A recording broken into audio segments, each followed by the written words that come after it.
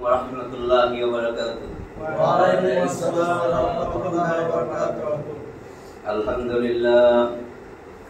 Innal hamdalillah nahmaduhu wa nasta'inuhu wa nastaghfiruh wa na'udzu billahi min shururi anfusina wa min sayyiati a'malina. Man yahdihillahu fala mudilla lahu wa man yudlil fala hadiya lahu. Wa ashhadu an la ilaha illallah wahdahu la sharika lahu wa ashhadu anna Muhammadan abduhu wa rasuluh. Amma ba'd, fa inna khairal hadisi kitabullah wa khairal hadi hadi Muhammadin sallallahu alaihi wasallam wa syarrul umuri muhdatsatuha wa kullu muhdatsatin bid'ah wa kullu bid'atin dalalah wa kullu dalalatin finnar. Rabbi shrah li sadri wa yassir li amri wahlul 'uqdatam min lisani yafqahu qawli. Alhamdulillahilladzi hadana li hadza wa ma kunna linahtadiya lawla an hadana Allah.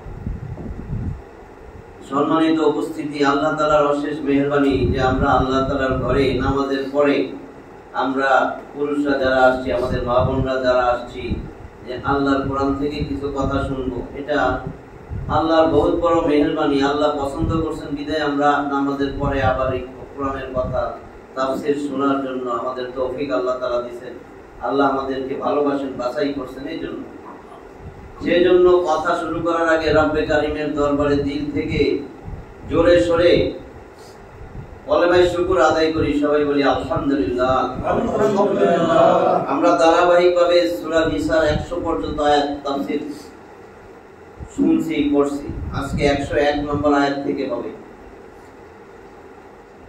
আউযু বিল্লাহি মিনাশ শাইতানির রাজীম। বিসমিল্লাহির রহমানির রহিম। وَإِذَا ضَرَبْتُمْ فِي الْأَرْضِ فَلَيْسَ عَلَيْكُمْ جُنَاحٌ أَن تَقْصُرُوا مِنَ الصَّلَاةِ إِنْ خِفْتُمْ أَن يَفْتِنَكُمُ الَّذِينَ كَفَرُوا إِنَّ الْكَافِرِينَ كَانُوا لَكُمْ عَدُوًّا مُبِينًا।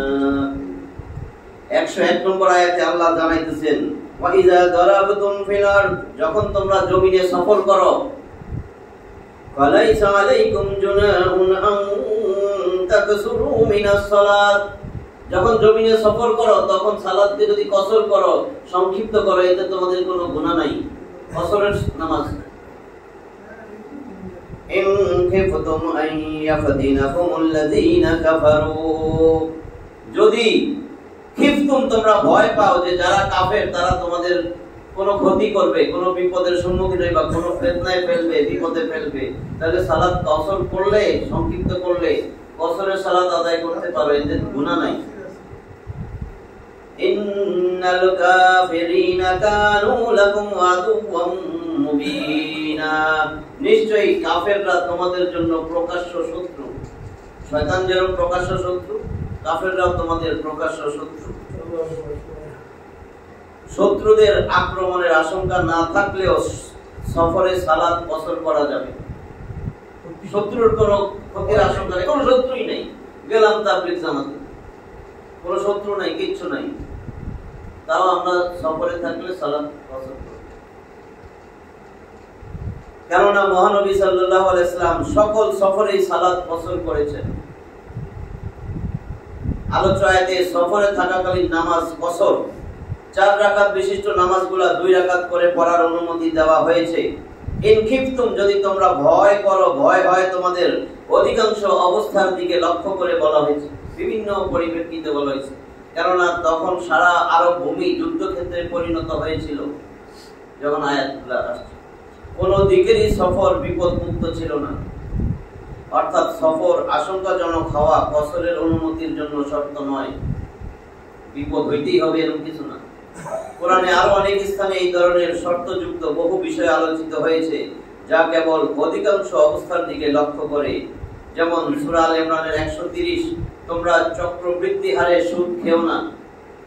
এর অর্থ এই নয় যে চক্রবৃদ্ধি হারে না খেলে সুদ খাওয়া যেতে পারে, যে চক্রবৃদ্ধি না খাইতে মানা করছে, এমনি তো খাওয়া যাবে। অনুরূপ তোমাদের দাসীরা নিজেদের সতীত্ব রক্ষা করতে চাইলে তোমরা তাদেরকে ব্যভিচারে বাধ্য করো না, সূরা নূরের 33। যেহেতু তারা সতীত্ব রক্ষা করতে চাইতো, তাই আল্লাহ সেই কথা বর্ণনা করেছেন। এর অর্থ এই নয় যে তারা ব্যভিচার করতে ইচ্ছুক হলে তোমাদের জন্য তাদের দিয়ে ব্যভিচার করাইয়া নেওয়া বৈধ। অনুরূপ তোমাদের স্ত্রীদের মধ্যে যার সাথে সহবাস হয়েছে তার পূর্ব স্বামীর ঔরসে তার গর্ভজাত কন্যাগণ অবৈধ, যারা তোমাদের অভিভাবকত্বে আছে। পূর্বের স্বামীর ঔরসজাত সেই সন্তান আপনার অধিকারে আছে, সেটা আপনার জন্য অবৈধ। এর অর্থ এই নয় যে যারা তোমাদের অভিভাবকত্বে নাই তাদের সাথে বিবাহ বৈধ।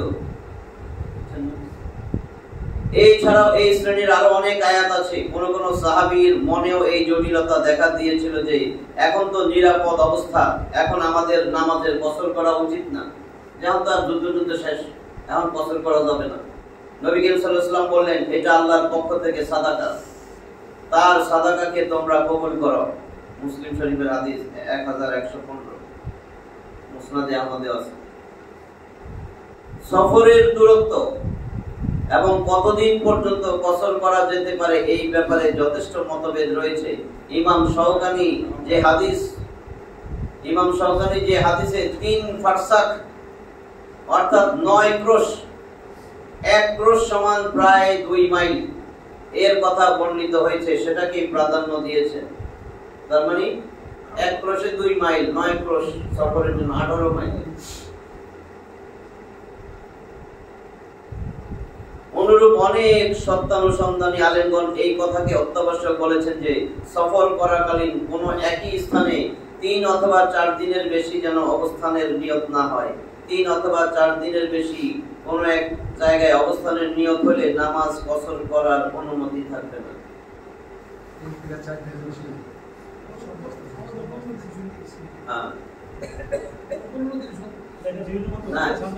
ভাইঙ্গা একটা জায়গায়, এক জায়গায় 3-4 দিনের বেশি থাকবে।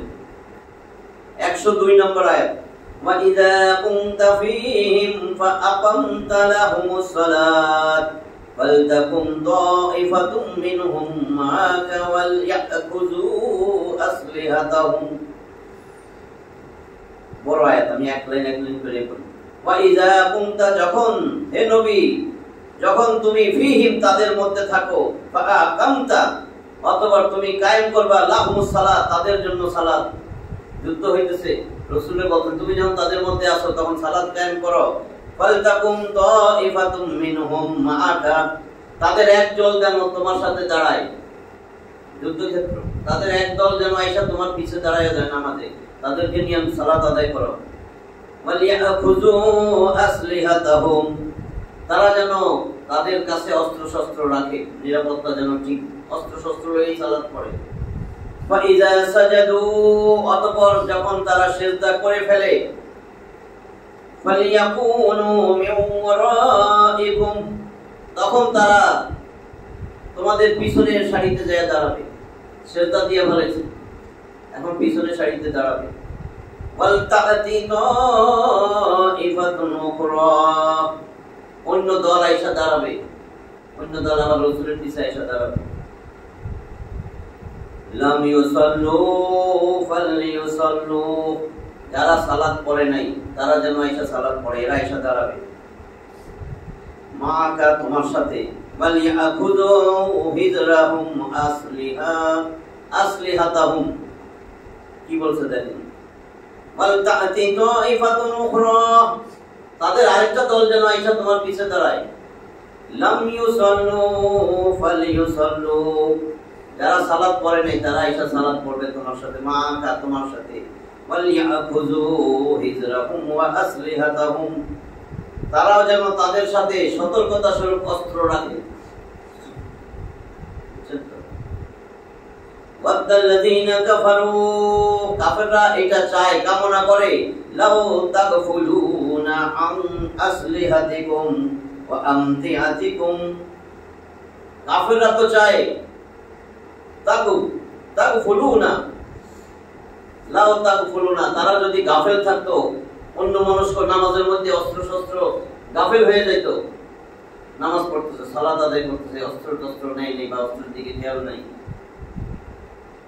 তাদের অস্ত্র শস্ত্র হইতে গাফেল হয়ে যেত, ওয়া আমতিয়াতিকুম, সাজ সরঞ্জাম হইতে যদি গাফেল থাকতো, ফায়ামিলুনা আলাইকুম মাইলাতান ওয়াহিদা, তাহলে তারা একেবারে ঝাঁপায়া পড়তো তাদের উপরে। কাফেররা এটা চাইতেছে, সালাত তো পড়তেছে, যদি একটু গাফেল হয়ে যেত অস্ত্র শস্ত্র ধুইয়া, তাহলে এদের উপরে একবারে আক্রমণ করতাম। ওয়ালা জুনাহা আলাইকুম ইন কানা বিকুম আযাম মিন মাতার, ওয়ালা জুনাহা, তাদের কোনো গুনাহ নাই, আলাইকুম, তাদের উপরে, তাদের জন্য কোনো গুনাহ হবে না, ইন কানা বিকুম আযাম মিন মাতারিন, যদি তাদের কষ্ট হয় বৃষ্টির কারণে, আও অথবা কুনতুম মারদা, অথবা তোমরা অসুস্থ হও, বলছে তোমাদের কোনো গুনাহ নাই, বৃষ্টির কারণে যদি তোমাদের কষ্ট হয় অথবা তোমরা অসুস্থ হও, আনতাদউ আসলিহাতাকুম, তখন যদি তোমরা তোমাদের অস্ত্রটা একটু ফালায় রাখো, অসুস্থ অস্ত্র সরায় রাখছো, অথবা বৃষ্টির কারণে অস্ত্র শস্ত্র খুলে দিয়েছে, এতে তোমাদের কোনো গুনাহ নাই, কিন্তু ওয়াখুযু হিজরাকুম, কিন্তু সেই সময় সতর্কতা অবলম্বন করো, অসুস্থ অবস্থায় সতর্ক থাকতে হবে, অস্ত্র শস্ত্র ধুয়ে দিচ্ছে, মাইরে বলে কথা কাফের আইছে। ইন্নাল্লাহা আ'আদ্দা লিল কাফিরিনা আযাবাম মুহিনা, নিশ্চয় আল্লাহ আ'আদ্দা তৈরি করে রাখছেন, লিল কাফিরিনা আযাবাম মুহিনা, অপমানকর আযাব আল্লাহ কাফেরদের জন্য তৈরি করে রাখা দিবেন, তৈরি করবেন না, আ'আদ্দা অতীতকাল, তৈরি করে রেখেছেন কাফেরদের জন্য লাঞ্ছনাকর অপমানকর আযাব। এই আয়াতে সালাতুল খাউফ পড়ার অনুমতি বরং নির্দেশ দেওয়া হচ্ছে, ভয়ের সালাত যুদ্ধের সময়। সালাতুল খাউফের অর্থ হলো ভয়ের নামাজ। এই নামাজ তখন বিধেয় যখন মুসলিম ও কাফেরদের সৈন্য একে অপরের সাথে যুদ্ধের জন্য একেবারে প্রস্তুত হয়ে দাঁড়াবে এবং ক্ষণিকের অন্য মনস্কতা মুসলিমদের কঠিন বিপদের কারণ হতে পারে। এইরকম অবস্থায় যদি নামাজের সময় হয়ে থাকে, ভালো করে দেখেন, নামাজের কোনো মাফ নাই, যে যুদ্ধের মধ্যেও সালাত মাফ করে নেই, এইরকম অবস্থায়ও যদি নামাজের সময় হয়ে যায়, তাহলে সালাতুল খাউফ পড়ার নির্দেশ আছে। সালাত শর্ট করবেন, সালাতুল খাউফ। এই নামাজের বিভিন্ন নিয়ম হাদিসে বর্ণিত হয়েছে, যেমন সৈন্য দুই ভাগে ভাগ হয়ে গেল, একদল শত্রুর মোকাবেলায় দাঁড়িয়ে থাকলো, নবী নামাজ পড়তেছেন, একদল পিছনে, আরেক দল অধিক বুক করে শত্রুর জন্য দাঁড়ায় রয়েছে। এরা এক রাকাত পড়া, এক রাকাত পড়া চলে যাবে, আরেকজন আয়েশা রাসূলের পিছে আরেক রাকাত, দুই রাকাত রাসূলের হবে, বুঝছেন তো? তবু মাফ নাই। যেমন সৈন্য দুই ভাগে ভাগ হয়ে গেল, একদল শত্রুর মোকাবেলায় দাঁড়িয়ে থাকলো, যাতে কাফের দলের আক্রমণ করার সাহস না হয়, এবং অপর দল এসে নবী করিম সাল্লাল্লাহু আলাইহি ওয়াসাল্লামের পিছনে নামাজ পড়লো, বুঝছেন না? এই দল নামাজ সমাপ্ত করে প্রথম স্থানে গিয়ে শত্রুর মোকাবেলায় দাঁড়িয়ে গেল এবং অপর দল নামাজের জন্য এসে গেল। কয় রাকাত পড়বে? কোন বর্ণনায় এসেছে তিনি উভয় দলকে এক রাকাত করে নামাজ পড়ান। নয়তো শত্রু এসে আক্রমণ করবে, একদল ধরে রয়েছে ওদিকে অস্ত্র শস্ত্র লয়ে, আরেক দল রাসূলের পিছে এক রাকাত পড়া এখানে যায় দাঁড়াইছে, আবার এরা এসে এক রাকাত পড়ছে, নবীর তো দুই রাকাত। এই দল নামাজ সমাপ্ত করে প্রথম স্থানে গিয়ে শত্রুর মোকাবেলায় দাঁড়িয়ে গেল এবং অপর দল নামাজের জন্য এসে গেল। অন্য বর্ণনায় এসেছে যে তিনি উভয় দলকে এক রাকাত করে নামাজ পড়ান। এইভাবে রাসূল সাল্লাল্লাহু আলাইহি ওয়াসাল্লামের দুই রাকাত এবং শূন্যদের এক রাকাত করে নামাজ হয়। কোন বর্ণনায় আসছে রাসূলের 4 রাকাত, তিনি সাল্লাল্লাহু আলাইহি ওয়াসাল্লাম তাদেরকে দুই রাকাত করে নামাজ পড়ান। এইভাবে রাসূল সাল্লাল্লাহু আলাইহি ওয়াসাল্লামের 4 রাকাত এবং শূন্যদের 2 রাকাত করে হয়, বুঝছেন? 103।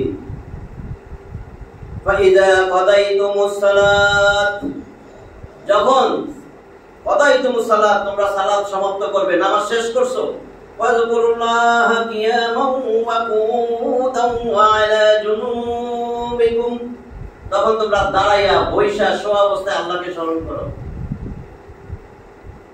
নামাজ শেষ, এইবার দাঁড়াইয়া বৈশা শুইয়া আল্লাহকে স্মরণ করে। ফাইযা তুমা'নানতুম মিলায়া পড়লে ফাইযা তুমা'নানতুম ফাআকিমুস সালাত, যখন তোমরা নিরাপদ হয়ে যাও, নিরাপদ, এখন নিরাপদ, ফাআকিমুস সালাত, তখন তোমরা সালাতকে কায়েম করো ধীর স্থিরভাবে আবার আগের মতো। ইন্নাস সালাতা কানাত আলাল মুমিনিনা কিতাবাম মাওকুতা, কাওয়াতা ইয়াকুতু ওয়াক্ত, আমরা কইনা নামাজের ওয়াক্ত হইছে, এটা মাসদার, ইসলামে মাসদার বলে, ভার্বাল নাউন। এখানে কি বলছেন দেখেন, ইন্নাস সালাতা কানাত আলাল মুমিনিন, মুমিনদের উপর সালাত কিতাবাম মাওকুতা, ওয়াক্ত মতো ফরজ করা হয়েছে। ভাই নামাজটা পড়বেন না, জোহরের আজান তো হয়ে গেছে 12:30টায়, নামাজটা পড়বেন না, নামাজ পড়ে না, কেমন কাজ আছে, এই এখন দুইটা কাস্টমার আছে নিচে কি করে চলে, এখন দেখি কোন সাইডটা বাজে, দৌড়ায় এবার নামাজ পড়ছে, সে নামাজি কিন্তু তার নামাজটা এরকম, যে নামাজ পড়ে না এটা তো আলাদা, এরকম করতেই না করছে। তুমি কাস্টমার রেখো, আমার নামাজের সময় হয়েছে, বাকি হিন্দি, কারণ তোমার রুজি রোজগার আমি দেবো, এটা শয়তান, এটা আল্লাহকে আমি তো পরীক্ষার জন্য পাঠাইছি। এই কাস্টমার দেখতে চাইছি তুমি কি কাস্টমারের দিকে আগ্রহী না, আমি আল্লাহু আকবার, আল্লাহু আকবার, আল্লাহ সবচেয়ে বড়, পাই না কাস্টমার সবচেয়ে বড়। যদি আল্লাহু আকবারের পরে কাস্টমার আপনার কাছে আসে, শাটার কানবে না, এখন শাটার উঠাইছেন, কারণ কাস্টমার একটা না 6টা আইছে, তার মানে আল্লাহু আকবার না কাস্টমার সবচেয়ে বড়, মানে আল্লাহু আকবারের অর্থ আল্লাহু আকবার, কাস্টমার সবচেয়ে বড়, বুঝছেন নাকি? আচ্ছা, এই দেখেন একটা কাহিনী মনে হয়েছে, কাহিনী না, সাহাবীর ঘটনা তো সত্য, বলে আগাম যাইব না, সাহাবীর ঘটনা মনে হয়েছে করি, আমরা কিরকম সাহাবীরা কিরকম, আল্লাহ এমনি কয় নাই রাদিয়াল্লাহু আনহুম, আল্লাহ তাদের উপর সন্তুষ্ট, ওয়া রাদু আনহু, এবং আল্লাহ তাদের উপর সন্তুষ্ট, আল্লাহ তাদের উপর সন্তুষ্ট, তারাও আল্লাহর উপর সন্তুষ্ট। আমাদের কথা কইছি না, নবীর সাহাবী নাম হইছে আব্দুল্লাহ আনসারী, মিলাইবেন এই কেমন গরিব আর আমাগো ফকির কেমন গরিব, তাহলে বুঝবেন, কারণ আমাগো ফকির ফাকরা, মেথর মুসি, ভ্যান চালক, রিকশাওয়ালা, এদেরকে যদি কোন ভাই নামাজ পড়বে না, নামাজের সময় তাই আমরা তো গরিব মানুষ, সাহাবীটা কত গরিব দেখেন, কোন ফকির আসেনি এরকম গরিব, এটা বলার জন্য যে সাহাবীর ঘটনা বলবো মিলাই, যে এখন বিশ্বে এরকম গরিব আছে কিনা, এর থেকে তো নাই নিচে, এরকম আছে কিনা এর সমান কোন গরিব, আবার কাপড় চোপড় ঠিক নাই, এটা এমন গরিব দেখেন, নামাজের কথা বলে দেখেন কাপড় চোপড় ঠিক নাই, বা গরিব মানুষ সময় কই, রুজি রোজগার করবো না কি করবো। তার আগে আল্লাহর একটা আয়াত পেয়ে সাহাবীটা বলি, 20 নম্বর সূরা তাহা 135টা আয়াত আছে, 132 নম্বর আয়াতে দেখেন আল্লাহ কি বলেন, আয়াতের মধ্যেই থাকেন, আয়াতের ভিতরে, আপনার রুজি রোজগার কে দিবে, আপনি কি ব্যবসা করে কামাইবেন নাকি আল্লাহ দিবে। আল্লাহ বলতেছেন, নবীরে আদেশ করতেছেন, ওয়া'মুর আহলাকা বিসসালাতি ওয়াসতাবির আলাইহা লা নাসআলুকা রিজকা নাহনু নারযুকুক ওয়াল আকিবাতু লিত্তাকওয়া, এইখানে যা আছে এটাই তো আল্লাহর কথা, এর বাইরে কিছু লাগে না, এটা আল্লাহর না, আপনি বানাইছেন। এখানে দেখেন আল্লাহ বলেন, ওয়া'মুর আহলাকা বিসসালাত, ও নবী তুমি তোমার পরিবার পরিজনকে সালাতের নির্দেশ দাও। আমরের সিগা, আল্লাহ আদেশ করতেছেন, তুমি তোমার বউ বাচ্চা, তোমার সাথে ভাই বোন যা আছে, তোমার পরিবার ভুক্ত সবাইকে সালাতের আদেশ দাও। ওয়াসতাবির আলাইহা, নিজেও সালাত প্রতিষ্ঠিত করো, সালাতের উপর দৃঢ় থাকো। লা নাসআলুকা রিজকা, আমি তোমার কাছে রিজিক চাই না, নাহনু নারযুকুকা, আমি রিজিক তোমারে দিব। তাহলে রিজিকটা কোন আয়াতের সাথে, তুমি সালাত পড়ো রিজিক আমি দিব, আমি তোমার কাছ থেকে রিজিক চাই না। আমরা মনে করছি কাজ না করলে রিজিক হইতে, আল্লাহর কাছে তুই সালাত আদায় কর, আমি রিজিক দিব। আয়াতে কি বলছে? আয়াতে খালি এই শব্দটাই আছে, রিজিক তো আমি দিব, তুমি সালাত প্রতিষ্ঠিত করো। নিজে সালাত না, পরিবারের সালাত পড়াও। তোমার বউ বাচ্চা যেগুলো 7 বছর হয়েছে এটারও তুমি নামাজে নিয়ে যাও। 10 বছর হয়েছে এবার থাপড়াও, নামাজ পড়ে নাই কেন, তাদের মৃদু প্রহার করো। কি করি আমরা? এটা তো আল্লাহর আদেশ, অর্ডার। অর্ডার তো মানা ফরজ। যদি তুমি আমি আল্লাহরে ভয় করো, তোমার দিলে একটু ভয় থাকে, তাহলে তোমার তাকওয়া যদি থাকে, তুমি পরেশকারী অবলম্বন যদি করো, তাহলে তো তুমি অবশ্যই আমার আদেশ মানবা। এটা রুজি রোজগার সালাতের সাথে সম্পর্ক, আর কারো কিছু বলে নাই কিন্তু। নামাজের সাথে আপনার রুজি রোজগার। সালাত আদায় করলে আপনি যেরকম খবিশের লগে খবিশ মিলাই, আপনি যদি নিজে সালাত আদায়কারী হন, আপনার বউ হবে সালাত আদায়কারী। আপনি যদি জেনাকার হন, আপনার বউ দেখবেন হিস্ট্রি নিয়ে দেখবেন আপনি জেনা করছেন, আপনার এটাও জেনা করবেন। খবিশের সাথে খবিশ, ভালোর সাথে ভালো। সূরা নূরের 26 নম্বর আয়াত খুলে দেখেন, আল্লাহ বলতেছেন খবিশ নারীর সাথে আমি খবিশ পুরুষ, পবিত্র নারীর সাথে পবিত্র পুরুষ আমি মিলাই দিব। আল্লাহ বুঝে না কোথায় কি করছেন কেউ না জানুক, সব আল্লাহ। খবিশের লাগে খবিশ। ওইদিকে যাওয়ার আমার কথাটা ছিল সালাত কতটুকু গুরুত্বপূর্ণ। সাহাবী আব্দুল্লাহ আনসারী, নবীজির একটা গরিব সাহাবী, কেমন গরিব পরে বর্ণনা শেষ করলে বলবো। এই সাহাবী 5 ওয়াক্ত সালাত ছুইটা চলে যেতেন, নবীর পিছে পড়বেন যেখানেই থাকুক। বেশি দূরে থাকলে জামাতে পড়তেনি, একলা না। তো সে সবাই পরে আসতো মসজিদে। যখন একামত হইতো, রাসূল নামাজে দাঁড়ায় গেছে, ওই সময় দৌড়াইয়া দৌড়াইয়া আসতো। সবাই পিছনে এসে নামাজ পড়তো।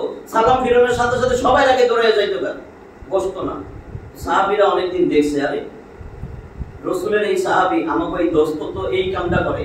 নবীজির কাছে বলতেছে, হে আল্লাহর রাসূল, আমরা তো আপনার নামাজের পরে বসি, আপনার কথা শুনি, কিন্তু একটা সাহাবী আছে হে আল্লাহর রাসূল, সে তো সবাই পরে আসে, সবার আগে চলে যায়।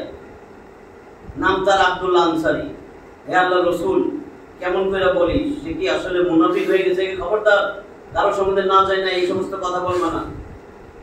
আমরা যে শুনছি মুনাফিক তো সেই যার অন্তর মসজিদে আসলেও মসজিদ থেকে তাড়াতাড়ি বাইরে হয়ে যেতে চায়, মসজিদে সময় দিতে চায় না। এটা হলো মুনাফিকের অন্তরের অবস্থা।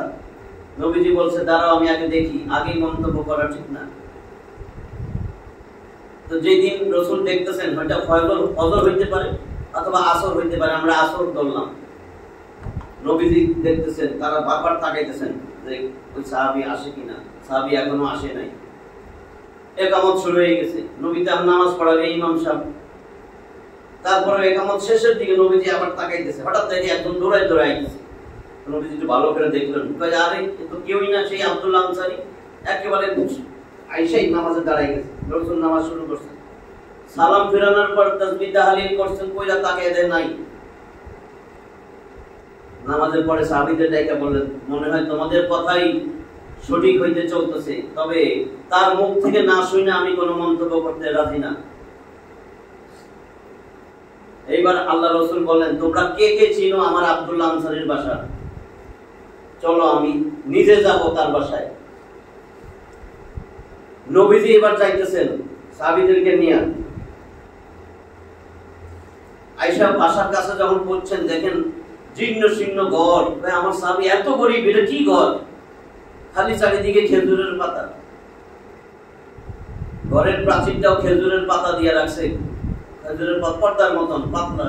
খেজুরের পাতা সরাইয়া দেখে ঘরের উঠানের মধ্যে একটা বাচ্চারে শিকল দিয়ে বাঁধা দিয়েছে, একটা হাত, মাসুম বাচ্চা। তো নবীজি বলল, দাঁড়াও, তোমরা ডাইকো না, আমিই ডাকি। খেজুরের পাতার আড়ালে দাঁড়াইয়া রাসূল ডাকতেছেন এবং শিখাইতেছেন, প্রত্যেকটা বাসায় আসলে তুমি 3 বার সালাম দিয়ে ডাকবা। প্রথম সালামের জবাবে যদি উত্তর না দেয়, দ্বিতীয় সালামের জবাবে উত্তর না দেয়, তৃতীয় সালামের জবাবে উত্তর না দেয়, জোর করে ঢুকবা না, চলে যাবে। এটা শিক্ষা দিয়েছেন। আমরা তো বর্তমানে ও ভাবি ভাই কই, ও ভাবি মানে হাই রোড, মনে হয় যেন ঘরের দরজা না, হাই রোড।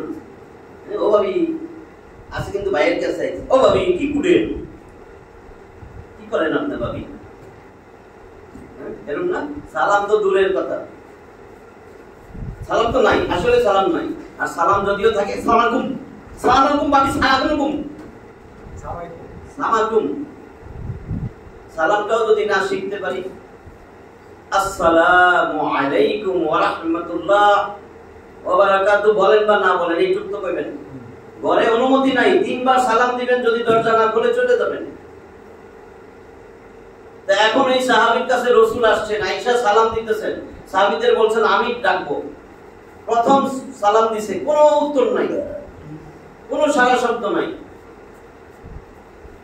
কিছুক্ষণ পরে নবীজি আবার সালাম দিছেন, আসসালামু আলাইকুম, হে আব্দুল্লাহ আনসারী ঘরে আসুনি। দ্বিতীয় সালামের কোনো জবাব নাই। রাসূলও চিন্তা করতেছেন নবীজি আসছেন, বুঝছেন। তৃতীয় যখন ডাক দিছেন, তাড়াতাড়ি আব্দুল্লাহ আনসারী ঘরের থেকে বাইরে এসে আয়েশা ওই খেজুরের পাতার পাশ সামনে এসে দাঁড়াইছে।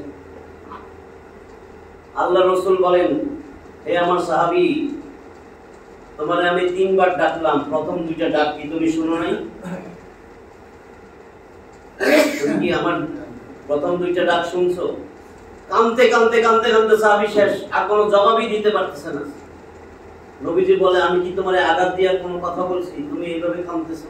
সে কথাই বলতে পারছে না, দম বন্ধ হয়ে যাচ্ছে। হে আল্লাহর রাসূল, আমি আপনার এত গরীব সাহাবী, এত গরীব সাহাবী, আপনার আমি কিভাবে বলবো? আপনি হয়তো লক্ষ্য করেও থাকবেন বা লক্ষ্য করেন নাই, আমি আপনার পিছে সালাত আদায় করছি, সবাই পড়ে গেছি, সবার আগে চলে আসছি, আমি আপনার পিছে নামাজ পড়ার জন্য অস্থির থাকি।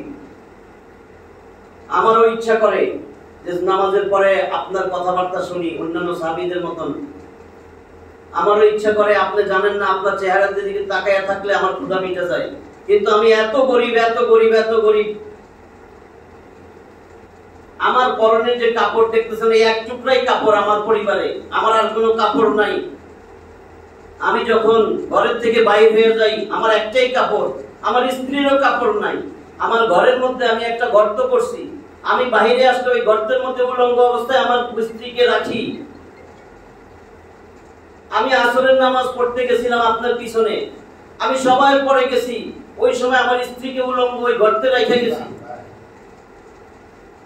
আমি যখন আপনার পিছনে নামাজ পড়ে সালাম ফিরাইছি, আমি সাথে সাথে চলে আসছি, কারণ আসরের রক্ত অত্যন্ত সংক্ষিপ্ত। আমি তাড়াতাড়ি ঘরে এসে আমার স্ত্রীকে কাপড় দিয়া বললাম, তুমি উযু করে সালাত আদায় করো, নামাজের গুরুত্ব বুঝাইতেছি। আমার স্ত্রী ওই একটাই কাপড় আমার, আমি তখন উলঙ্গ অবস্থায় ঘরতে ঢুকছি। সেই সময় আমার স্ত্রী কাপড়টা পরে উযু করে নামাজে দাঁড়াইছে। কিছুক্ষণ নামাজ শুরু করার পরে আপনার প্রথম ডাক আসছে। আমি যদি এখন বাইরে আসি, কেমনে বাইরে হইব আমি? আর আমি যদি উত্তর দেই ভিতর থেকে বাইরে না আসি, তাহলে তো আপনার অনেক কষ্ট হবে। কেন আমার উত্তর দিল না বা জবাব দিয়ে আসলো না?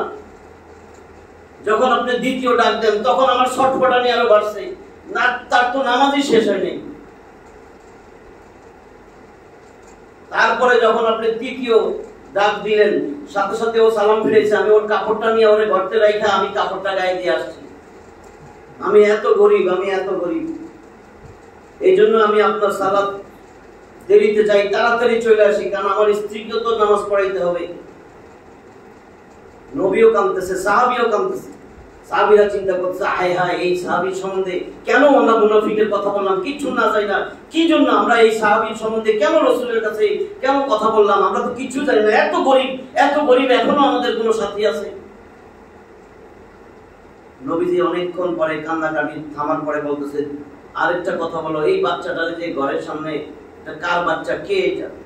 কয়, আল্লাহর রাসূল, এই বাচ্চা আমার কলিজার টুকরা, আর কারো সন্তান না।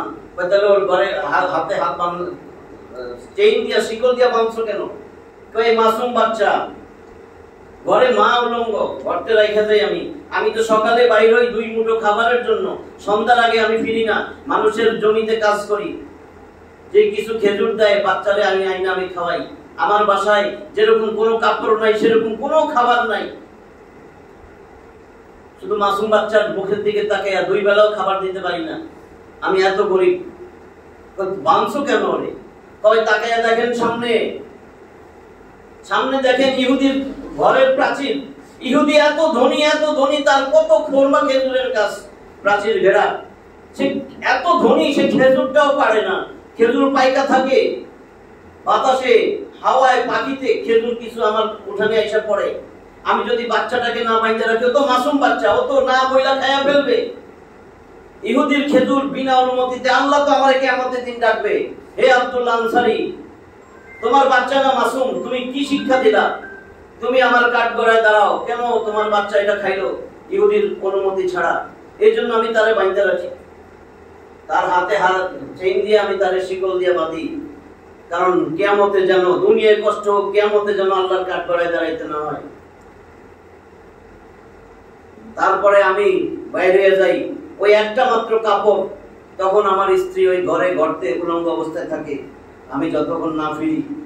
এই জন্য বাচ্চাদের আরো বাইরে রাখি মা। তারপরে আমি যখন সন্ধ্যায় ফিরি, বাচ্চাটারে কোলে নেই, শিকল খুলি, বাচ্চা কাঁদতে থাকে, খাইতে চায় না। যে আমি কি অন্যায় করছি আব্বা, আমার কি দোষ, কেন আমারে বাইন্ধা রাখো? বাচ্চারা আমি কেমনে বোঝাবো? গালে চুমা দেই, আদর করি, বুকে জড়াই ধরি, খেজুর দেও, কাঁদতেই থাকে, আর খায় না। পরে ওরে অনেক বুঝাই যে তোমার কোনো দোষ নাই, তুমি কোনো অন্যায় করো নাই, আমি খুব গরিব, আমি তোমারে খাবার দিতে পারি না, ওই খেজুর যদি তুমি খাও এটা তো হারাম, ওর তো হারাম হালাল নাই, ও তো বাচ্চা, কিন্তু আমার তো আল্লাহর কাঠগড়ায় দাঁড়াইতে হবে। এই হলো আল্লাহ রসুলের গরিব সাহাবী। এখান থেকে শিক্ষা দিচ্ছেন আমাদের সাহাবীর ঘটনায়, যে কোন অবস্থায় সালাত ঘরে মন চাইছে ঘরে পড়া নিলেন, সাহাবী তো ঘরেই পড়তে পারতো, তার তো কাপড়ই নাই, সে বউডারে উলঙ্গ গর্তে ধুইয়া সে ওই কাপড়টা নিয়ে জামাতে নামাজ পড়ে। সেই জামাতের গুরুত্ব বোঝানোর জন্য 1, 2 নম্বর আয়েশা বউরে উঠাইয়া কাপড়টা দিয়া নিজে গর্তে যায়, উলঙ্গ অবস্থায় থাকে, ওয়াইফরে নামাজ পড়ায়। ওয়ামুর আহলাকা বিসসালাত, পরিবারকে সালাতের আদেশ দাও। ইয়া আইয়ুহাল্লাযীনা আমানু, হে ঈমানদারগণ, কু আনফুসাকুম ওয়া আহলিকুম নারা ওয়াকুদুহান নাস ওয়াল হিজারা। আসনা 66 নম্বর সূরা আত-তাহরিম, 12টা আয়াতের এই সূরা নিষিদ্ধকরণ, 6 নম্বর আয়াত। হে ঈমানদারগণ, কু আনফুসাকুম ওয়া আহলিকুম নারা, তুমি নিজে বাঁচো এবং তোমার পরিবার পরিজন, আহলকে জাহান্নামের আগুন থেকে বাঁচাও, যার ইন্ধন হবে মানুষ আর পাথর। নিজে নামাজ পড়ে, ছেলে মেয়ে নামাজ পড়ে না, ছেলের উড়েও না, ঘুমাকে একটু, সারা রাত পড়ছে। তো বয়স কত? মাসুম বাচ্চা নি, কয় যে 28 বছর। আচ্ছা, তার মাসুম বাচ্চা। আপনারা নিজে নামাজ পড়বেন হবে, আল্লাহর আদেশ তো মানলে না, অর্ধেক মানলে হবে না। অর্ধেক মানলে তো 50%, তাহলে তো অসুবিধা নাই। যেই নামাজ 2 রাকাত ফজর, ওটা 1 রাকাত করে যাবেন, 50% তো পাইছি, 33 এ পাস, 50 পাইলেই তো হইছে।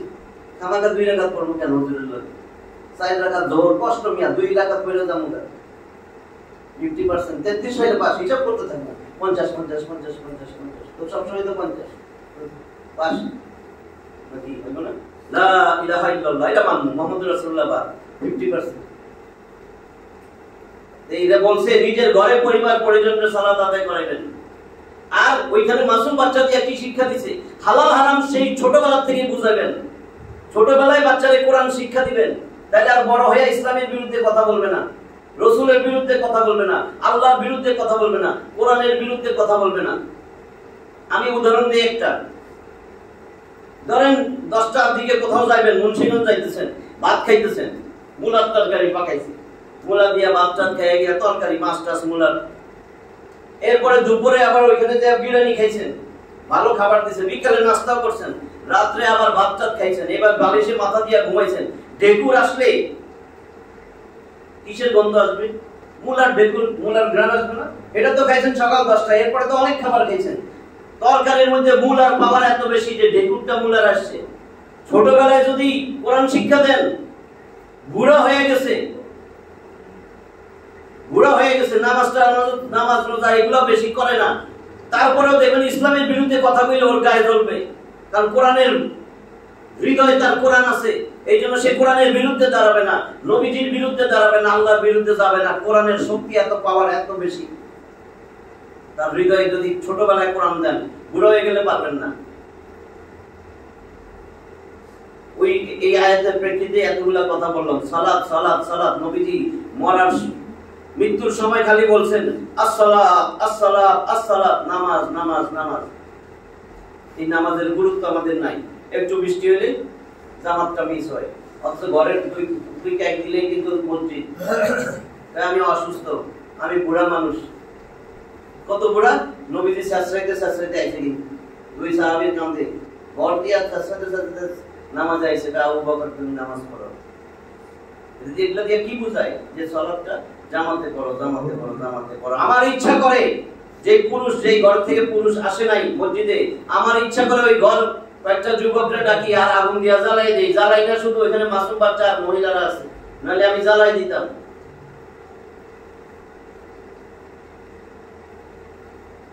একশো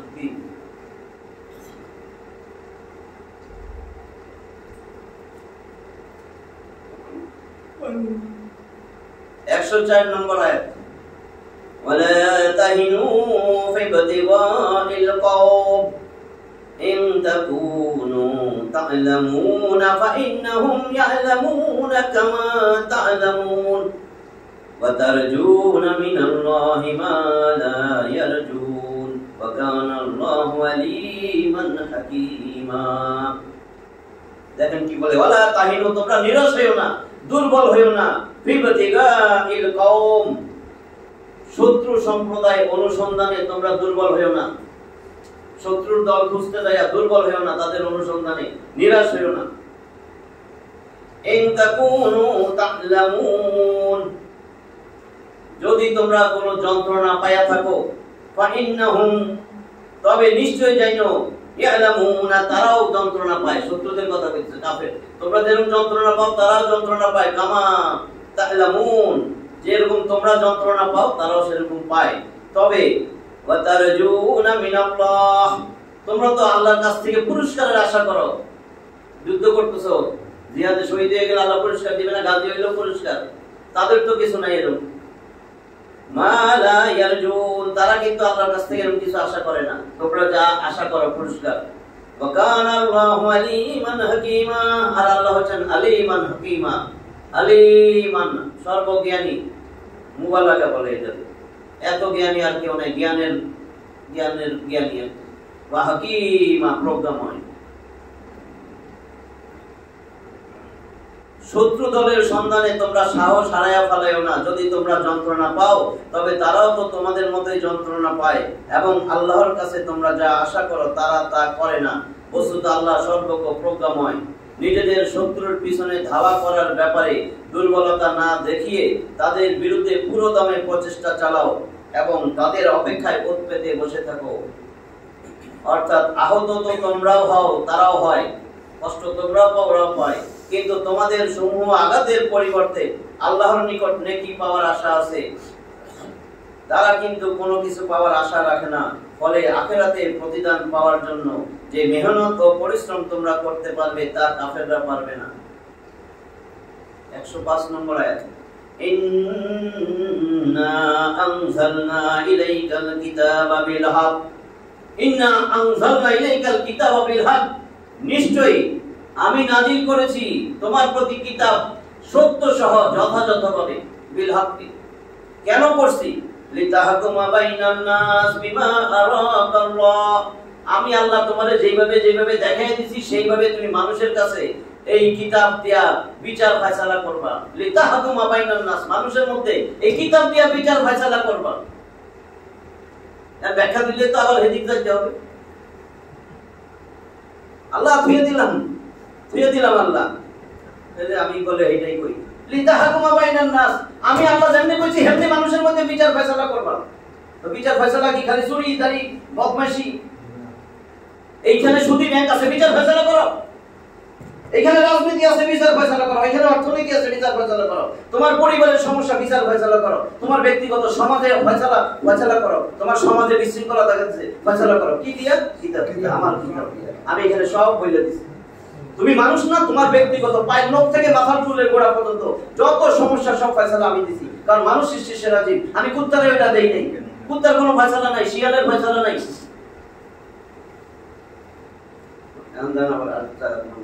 কুত্তার কথা মনে হয়েছে। কুত্তার 3টা স্বভাব আছে খুব খারাপ, এই জন্য সে প্রাণীর মধ্যে নিকৃষ্ট প্রাণী। তিনটা স্বভাবের কারণে প্রাণীর মধ্যে নিকৃষ্ট কুত্তা, কুকুর আর কি, কুকুর। এক নম্বর, কেন নিকৃষ্ট? সে যখন পেশাব করে এক ঠ্যাং উড়া উঁচা করে দিয়ে পেশাব করে, নরম জায়গায় করবে না, কারণ সে নাপাকি পছন্দ করে।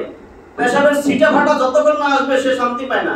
যখন পেশাব বেশি ধরে একটু কইরা দৌড় দেয়, দৌড় ছিটা আইলো না কেন, তখন একটা গাছের কাছে যায়, গাছের মধ্যে করবে, নাহলে ওয়ালের মধ্যে করবে। দেখছেন তো, শক্ত জায়গায় করে যাতে ছিটা ফাটা আসে।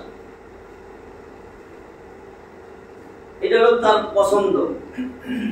এই জন্য দেখবেন কতগুলো টাইট প্যান্ট, জিন্সের প্যান্ট পরে কুত্তার স্বভাবের কারণে দাঁড়ায় মুতে কয় বইতে পারি না। তো বইতে না পারলে ওই ওয়ালে মুতে, মাটির মুতে, যেখানে মুতে সিটা ফাটা আসে, তখন যে শান্তি পায়। টাইম না মসজিদে আনন্দ যায় না, ভাই একটু নামাজটা পড়ো, ভাই হুজুর আমি কথা দিলাম এই সামনের রোজা আইছে না, ধর্ম তো ধর্ম আর ছাড়বো না, সামনের রোজা তো আরো 2 মাস আছে, 2 মাস বাঁচবে সে গ্যারান্টি।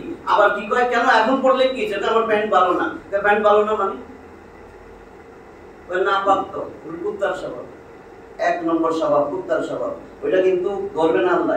এটা সৃষ্টি সেরা জীব মানুষ, কুত্তা না। কিন্তু আশরাফুল মাখলুকাত কি কুত্তা? আশরাফুল মাখলুক মানুষ। তাহলে কুত্তার চোখ আছে, কান আছে, হাত পা সব আছে। মানুষেরও চোখ আছে, কান আছে, হাত পা সব আছে। পার্থক্য কুত্তার বিবেক নাই, এটা বিবেক আছে, জ্ঞান বুদ্ধি, আকল। আল্লাহকে ধরে আমি আকল দিচ্ছি, ওটাকে আকল দেয় নাই, কিন্তু কুত্তার থেকেও নিকৃষ্ট দেয় নাই। তুই কুত্তার সমান না তো। আয়াত আছে না, আয়াত আছে, আমি সংক্ষেপে বলে যাই। 7 নম্বর সূরা আরাফ 179। ওই আমি তো তোরে দিয়ে জাহান্নাম পূর্ণ করব। ওয়ালা তাদারানা লি জাহান্নামা কাসীরাম মিনাল জিন্নি ওয়াল ইনস। এই সমস্ত মানুষ আর জিন অধিকাংশ নিয়ে আমি আমার জাহান্নাম পূর্ণ করব। কেন করব? লাহুম কুলুবুন লা ইয়াফকাহুনা বিহা ওয়া লাহুম আয়ুনুন লা ইউবসিরুনা বিহা ওয়া লাহুম আযানুন লা ইয়াসমাউনা বিহা উলাইকা কাল আনআম বাল হুম আদাল। জানতো আল্লাহই কইছে, এদেরকে আমি হৃদয় দিছি, হৃদয় দিয়ে অনুভব করে নাই, আমি আল্লাহরে খোঁজে নাই। এই হৃদয়টা দিছি, কুত্তারও হৃদয় আছে, কিন্তু এর মধ্যে কল আমি জ্ঞান বুদ্ধি আকল সব দিছিলাম, এর চোখ দিছিলাম, চোখ দিয়ে আমার কোরআন দেখে নাই, আমার রাসূলের জিন্দেগি দেখে নাই, আমি আল্লাহরে খোঁজে নাই। কান দিছিলাম, কান দিয়া কোরআনের কথা শুনে নাই, রাসূলের মুখের বাণী শুনে নাই, কোরআন সুন্নাহর কথা শুনে নাই। তারপরে বলছেন উলাইকা কাল আনআম, এরা কুকুর ছাগল গৃহপালিত পশুর মতন, গরু ছাগল হাঁস মুরগি গৃহপালিত পশুর মতন। এরপরে বলে বাল হুম আদাল, না না ওর থেকেও নিকৃষ্ট আল্লাহ। কারণ ওগুলার তো বিবেক নেই, এক সমানিত। আমি যে কথা কমু, এখন যদি এখানে একটা ছাগল বা ও বিড়াল নিয়ে বসে থাকতো, আমার আওয়াজ কিন্তু বিড়ালও শুনতো, কিন্তু পরে যায় বিড়াল মানতো তারা তো বুঝে নাই কিছু, আওয়াজ তো শুনছে। তো এখানে যারা বসে রয়েছে তারা তো আওয়াজ শুনতেছে, বিড়ালও শুনছে, হেরো শুনছে। বিড়ালের কান আছে, হেরো আছে, বিড়ালের চোখ আছে, হেরো আছে, হেরো ব্রেন আছে, হেরো ব্রেন আছে, কিন্তু ওটার আকল দেয় নাই। তাদের মাপ পাইবো না, তো ওইটার মাপ পাইবো, এটারে আকল দিছিল। এই জন্য বলছে হয়তো গৃহপালিত পশুর মতো। এরপরে না না না, ওর থেকে নিকৃষ্ট, কারণ ওরা আকল দিছি, ওটারে আকল দেই নাই, কাজে ওর থেকে নিকৃষ্ট। নিকৃষ্ট বুঝছেন? এবার আরেক জায়গায় বলছে কি, ইন্না শাররাদ দাওয়াবি ইনদাল্লাহি সুম্মাল বুকমুল্লাযিনা লা ইয়াকিলুন। 8 নম্বর সূরা আনফালের 22 নম্বর আয়াত আল্লাহ কয়, ইন্না শাররাদ দাওয়াবি ইনদাল্লাহ, আমি আল্লাহর কাছে আমার সৃষ্ট জীবের মধ্যে, সৃষ্ট জীব ভূমিতে চলে এরকম সবকিছুর মধ্যে সবচেয়ে নিকৃষ্ট তুই। তোরে আকল দিছিলাম, তুই শুয়োরের থেকে নিকৃষ্ট। শুয়োর আল্লাহর সৃষ্টি না, শুয়োর জমিনে চলে না। আল্লাহ না এটা কয় নাই, কিন্তু আল্লাহ কি কইছে, আমার সৃষ্ট জীবের মধ্যে তুই সবচেয়ে নিকৃষ্ট। তো সৃষ্ট জীবের মধ্যে আমরা তো কুকুর আর শুয়োররে নিকৃষ্ট বলি, তাহলে এটার মানে কি হলো? কুত্তা আর শুয়োরের থেকে তুই নিকৃষ্ট। 1 নম্বর স্বভাব কিন্তু ওই যে দাঁড়ায় মধ্যে, তাহলে হইছে না? দেখবেন না রাস্তা রাস্তা দেখবেন অনেক স্মার্ট স্ট্যান্ডার্ড লাগে দাঁড়ায় মধ্যে, দেখবেন জিন্সের প্যান্ট পরা, গেঞ্জি পরা, আবার টাইট লাগাই নেওয়া আছে, শার্ট প্যান্ট ইন করা, দেওয়ালের দিকে মুখ করে ইত্যাদি করে গাছে পানি দেয়, এরকম আছে না? 1 2 নাম্বার সব কিছুতে দেখবেন, এটা মনে নাইলে কইতাম না। কুত্তার দ্বিতীয় স্বভাব, আল্লাহ কিন্তু সব প্রাণীরই লজ্জা স্থান ঢাকার ব্যবস্থা করে দিয়েছে। ছাগল দেখছেন তো, গৃহপালিত পশু, 4 আঙ্গুলের লেজ, ছাগলের লেজ, তাও লজ্জা স্থান ঢাকা দিয়ে দেয় কি সুন্দর করে। গরু, গরুর রচনা লেখো, গরুর 2টা শিং আছে, 2টা কান আছে, গরুর একটা লেজ আছে, লেজ দিয়া মশা মাছি তাড়াই কইছিলাম না? যদি উদ্দেশ্য এটাই হইতো গরুর লেজ দিয়া মশা মাছি তাড়াবে, তাহলে লেজটা পিঠে থাকলে ভালো হইতো না? পিঠের মাঝখানে সামনে যেত, পিছে যেত। এখন ওই লেজটা তো এইখানে আসে না, আসে না মুখের কাছে। তারপরে আসল উদ্দেশ্য এটা ছিল না, আসল উদ্দেশ্য লজ্জাস্থান ঢাকা রাখা। নাহলে পিঠে দিলে পিঠের মাঝখানে লেজটা দিলে তো হইতো। কুত্তারও লেজ দিছে, ছাগলের চেয়ে বড় আঘাত। লজ্জাস্থান তো ডাইকা থাকে না, উল্টাই ফিরে দেয়। ওটা সুন্দর মিত্রের রাইখা যদি 1 বছর রাখেন, সুন্দর থেকে ভাই তোমার উঠে ফিরে দিবে, লজ্জাস্থান ডাকে না। তো এই কুত্তার স্বভাব আছে, নারীদেরকে 12 হাত 13 হাত শাড়ি দিছে, পিঠ প্যাড নাভি টুবি সব বাইরে রাস্তা দিয়ে যায়, কুত্তার স্বভাব। ছেলেবেলাদের কুত্তার স্বভাব কি? জিন্সের প্যান্ট পরছে, কি রে ভাই আপনি কি সুন্দর করে প্যান্ট পরছেন, এটা কি? 4 আঙ্গুল পাছা বেরিয়ে গেছে পিছন দিয়ে। সেজদা দিলে তো যদি নামাজে আসে বাপরে বাপ, তখন 12 আঙ্গুল বেরিয়ে থাকে। তারপরে আবার কি সুন্দর চারিদিকে এমন সিরাজ করে, সিরাজ হইলে কয় ডিজাইন স্টাইল, বিভিন্ন জায়গায় সিরাজ হয়ে যায় এবং ভালো ভালো জায়গা ছিঁড়ে যাতে কিছু দেখানো যায়। স্টাইল স্মার্ট, এই স্মার্ট জানোয়ারের মধ্যে কুত্তা যেরকম সবচেয়ে স্মার্ট, এত স্মার্ট কার্তিক মাসে কি হয় রাস্তাঘাটে দেখা যায়। তো হেরম স্মার্ট হয়ে গেছে 14ই ডিসেম্বর দেখা যায়। 14ই ডিসেম্বর নি নাকি 14ই ফেব্রুয়ারি এটাও তো জানি না, কারণ পড়ি না। 14ই ফেব্রুয়ারি তখন কুত্তার মতন দেখা যায় রাস্তাঘাটে, কারণ স্মার্ট হয়েছে। স্মার্ট কুত্তার স্বভাব। 3 নাম্বার কুত্তার স্বভাব, নাপাকি ভালো লাগে, হারাম জিনিস ভালো লাগে। দেখবেন কুত্তারে আপনার হাড্ডি গুড্ডি তরকারি মাছ কাটা কুটা দিয়ে ভাত মাখায়া দিবেন, এই সময় ওর সামনে থালা রাখার পরে যদি দেখেন একটা বাচ্চা পায়খানা করছে পাশে, কুত্তা ওটার খাওয়ার আগে দেখবেন ওই ঘুরে ভালো করে শুকে ওটার চারিদিকে ঘুরে, কতক্ষণ আগে ঘুরের কাছে যাবে, বাচ্চার পায়খানার কাছে আগে যাবে, খাবারটা পরে খাইবো, আগে ওটার মধ্যে নাক লাগাবো, ওটার মধ্যে জিহ্বা লাগাবো। না পাকটা তার এত ভালো লাগে। 3 বেলা খাইতে পারতেছে, সাহাবীর কাহিনী একটু আগে বলছি, আমাদের মধ্যে 3 বেলা খায়, ব্লাড পারি জমি জমার মালিক, তাও সুদ খাইবো। না পাকটা তার এত ভালো লাগে, ঘুষ খাইবো, হারাম মিশাইবো ব্যবসার সাথে। শুনেন ভাই শুনেন, না না এটা তো আমার কি না, কি সুন্দর করে ব্যবসাটারে নষ্ট করে দিয়েছে। বেটা তোমারে কিনা জেগেছিল, কেন কইলা এটা আমার কিনা? আমি আমারটাই কই, ডাক্তাররা কয় না না 40,000ই লাগবে, এর নিচে হইলে আমার কিছু থাকে না। তো এটা কইতে বেশি নি, বেটা তো এমনি অপারেশন করতো, কেন কইলেন? এরপরে আপনার লস 40,000 টাকার নিচে অপারেশন করলে লস, এটা কেন কইলেন? এটা তো মিথ্যা কথা। কইয়া তো সর্বনাশ করলেন আপনার হালাল টাকা। বেটা করলে করবে, না করলে নাই। কেন এই ব্যবসাটারে নষ্ট করলেন? আপনার ব্যবসা তো জায়েজ ছিল। কেন কইলেন এটা আমার 1000 টাকায় কিনা? কিনা তো আসলে 350। কেন কইলেন এটা? তাহলে নাপাক জিনিস, কুত্তার স্বভাব 3টা পাইছেন। আল্লাহ আমাদেরকে কুত্তার স্বভাব থেকে বাইরে আসার তৌফিক দান করেন। আমিন। আগাইতে পারি না, খালি এগুলো মনে হয়। আল্লাহ নিজে রাসূলকে বলছে, আমি যা শিখাইছি, যা দেখাইতেছি, বিমা আরাক আল্লাহ, আমি আল্লাহ যেমনে দেখাইছি সেইভাবে বিচার ফয়সালা করো। এটার উদ্দেশ্য তো আমাদেরকে বলতেছে। ওয়ালা তাকুন লিল খাইনিনা খাসিমা, আর যে খেয়ানতকারী তার পক্ষ নিয়ে তর্ক বিতর্ক করবা না, খেয়ানতকারীর পক্ষে কথা বলো না।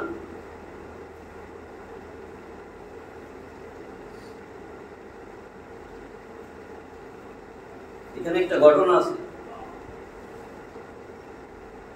এই 104 থেকে 113 পর্যন্ত আয়াতগুলোর শানে নজুল সম্পর্কে বলা হয়েছে যে আনসারদের, আনসার তো বুঝেন মদিনায় যারা থাকতো, হিজরত যারা করছে মুহাজির, আনসারদের জাফর গোত্রের তমা অথবা বাশির ইবনে উবাইরিক নামক এক ব্যক্তি, উবাইরিক নামক এক ব্যক্তি অপর এক আনসারীর ধর্ম চুরি করে নেয়। ধর্ম এটা চুরি করছে উবাইরিক। যখন এই চুরির চর্চা হতে লাগলো, মানুষের কানে কানে পৌঁছায় গেছে, কথাবার্তা চলতেছে, যখন সে অনুভব করলো যে তার চুরির কথা ফাঁস হয়ে যাবে, তখন সে এই চুরি করা বর্ণটা এক ইহুদির বাড়িতে ফেলে দিয়ে জাফর গোত্রের কিছু লোককে সাথে নিয়ে রাসূল সাল্লাল্লাহু আলাইহি ওয়াসাল্লামের নিকট উপস্থিত হলো। নিজেই গেছে, আরেক ইহুদির বাসা থুয়েছে। এটা সকলে মিলে বলল যে বর্ণটা অমুক ইহুদি চুরি করেছিল। সেই ইহুদিও নবী করিম সাল্লাল্লাহু আলাইহি ওয়াসাল্লামের কাছে উপস্থিত হয়ে বলল, ইবনে উবাইরিক বর্ম চুরি করে আমার বাড়িতে ফেলে দিয়েছিল। জাফর গোত্রের লোকেরা তমা অথবা বাশির এই গোত্র প্রভৃতি প্রথম থেকেই সতর্ক ছিল। তারা নবী করিম সাল্লাল্লাহু আলাইহি ওয়াসাল্লামকে বুঝাতে চেষ্টা করছিল যে চোর ইহুদি, তোমার উপর মিথ্যা অপবাদ দেওয়া হয়েছে, সব এক লবিছে।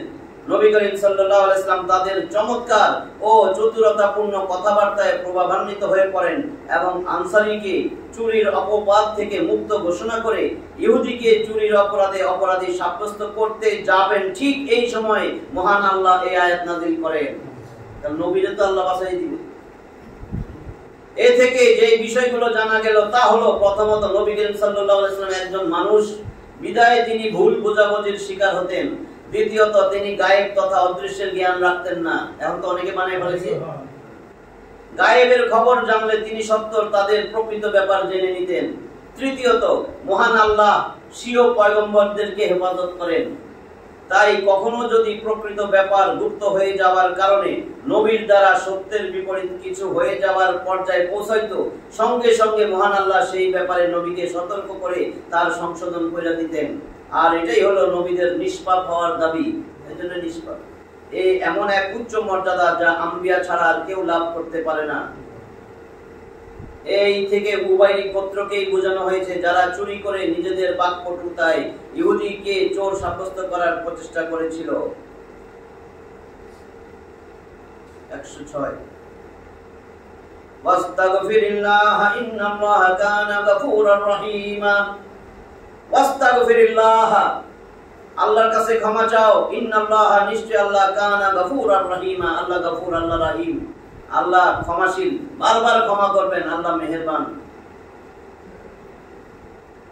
107 ওয়ালা তুজাদিল আনিল্লাযীনা ইয়াকতানুনা আনফুসাহুম ইন্নাল্লাহা লা ইউহিব্বু মান কানা হাওয়ানান আসীমা। ওয়ালা তুজাদিল আনিল্লাযীনা ইয়াকতানুনা আনফুসাহুম, আর যারা নিজেদের খেয়ানত করে তুমি তাদের পক্ষ নিয়ে তর্ক বিতর্ক করো না। খেয়ানতকারীর পক্ষ নিয়ে তর্ক বিতর্ক করো না।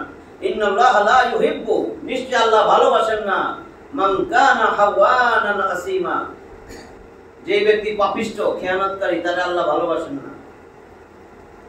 108 ইয়াস্তাগফুনা মিনান নাস ওয়া লা ইয়াস্তাগফুনা মিনাল্লাহ ওয়া হুয়া মাআহুম ইয ইউবাইয়িতুনা মা লা ইয়ারদা মিনাল কাওল ওয়া কানা আল্লাহু বিমা ইয়ামালুনা মুহীতা। দেখেন কি বলে, ইয়াস্তাগফুনা বলছেন না, ইস্তাসিনতা তাকে চাওয়া। ইয়াস্তাগফুনা মিনান নাস, তারা তো মানুষের কাছ থেকে লুকাইতে চায়। ওয়ালা ইয়াস্তাগফুনা মিনাল্লাহ, কিন্তু আল্লাহর কাছ থেকে লুকাইতে পারে না। ওয়া হুয়া মাআহুম, তাদের সাথে আল্লাহ থাকেন। ইয ইউবাইয়িতুনা মা লা ইয়ারদা মিনাল কাওল,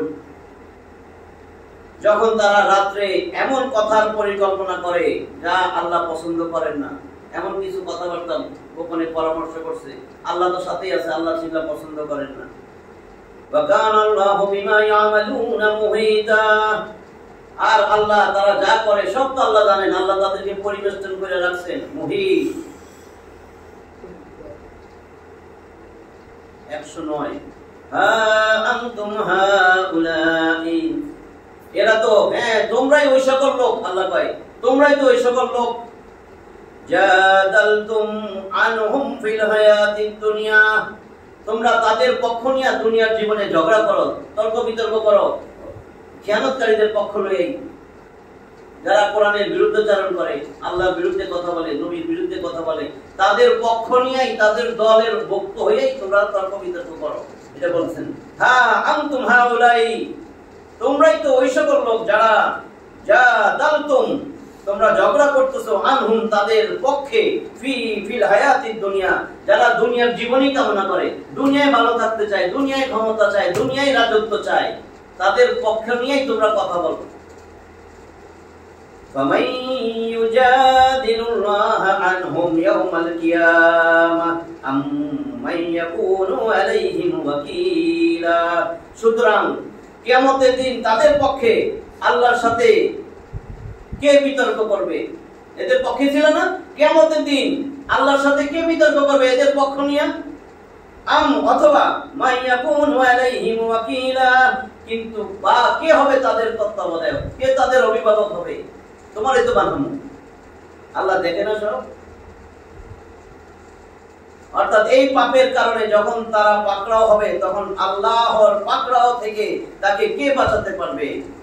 110 ওয়া মাইয়ামাল সুআ আও ইয়াযলিম নাফসাহু সুম্মা ইয়াস্তাগফিরুল্লাহ ইয়াজিদিল্লাহা গফুরার রহিমা।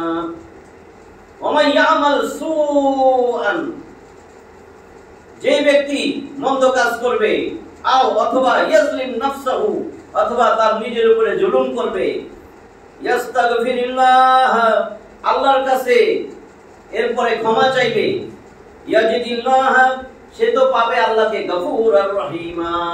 এটাতে বলে মুবালাগা, গফুর আর রহিমা। এখানে কিন্তু অতিরিক্ত একটা পেশের পরে যজমালা ভাব আছে, গফুর আর রহিমা, আবার রহিমা জেরের পরে যজমালা আছে। অর্থাৎ গফুর ক্ষমাশীল, এমন ক্ষমাশীল বারবার ক্ষমা করে, বারবার ক্ষমা করে। যখনই ক্ষমা চাইবেন, গুনাহ করতেছেন ক্ষমা চাইতেছেন, আবার গুনাহ করছেন ক্ষমা চাইতেছেন। আর রহিমা মেহেরবান দয়ালু, বারবার দয়া করে, বারবার দয়া করে। 110 পর্যন্ত আজকে আমরা বললাম। 110ই থাকবে, যা বলছি শুনছি এর উপরে যাতে আমল করতে পারি। সালাতের কথা বললাম, সালাতে জামাতের সাথে পড়ার চেষ্টা করি। যেখানেই থাকি আযান হবে আমার দুনিয়াবি কাজ বন্ধ। নামাজে কই না কাজ আছে, বরং কাজকে বলেন আমার নামাজের সময় হয়েছে। কাজকে বলো আমার নামাজ আছে, নামাজকে বলো না আমার কাজ আছে। এই কথাটা মনে রাখেন। সালাত আল্লাহ ডাকতেছেন আল্লাহু আকবার। অনেকে অনেক কথা বলে। এখন আমি দেখতেছি চেম্বারে রোগী, আল্লাহু আকবার, রোগী বড় আল্লাহু আকবার মানে কত কাহিনী করে। ইমার্জেন্সি বুঝে মানবতার সেবা, মানবতার সেবা। আল্লাহু আকবার বলছে, আপনি আগে আল্লাহর কাছে যান। আপনার ওষুধে ভুল ওষুধ দিলে রোগীর ক্ষতি হবে না, উপকার হবে। ওষুধটার কাজ কি করাবে? আল্লাহ। ওষুধটার কাজ তো আল্লাহই করাবে। ভুল হয়েছে ওষুধ দাও, ক্ষতি হবে না, উপকারী হবে। হাই হাই কেমনে হইল রে, হাই হাই কেমনে হইল রে, বেটা আল্লাহই করছে। বেটা বিষ খেয়েও সাহাবী মরে নাই,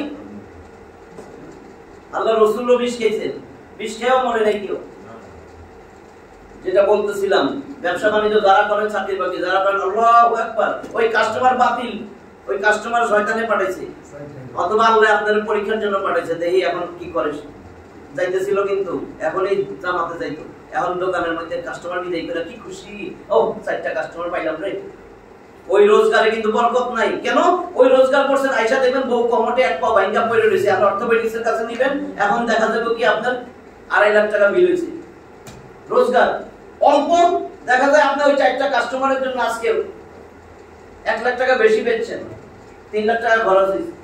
বরকত নাই, বরকত নাই, বুঝছেন তো? কম ইনকাম, আপনার কোনো অসুখই ছিল না, বউ সুস্থ ছিল, আইসা দেখতেন কি বাচ্চা অ্যাক্সিডেন্ট করে নাই, গাড়ির নিচে আপনি পড়েন নাই।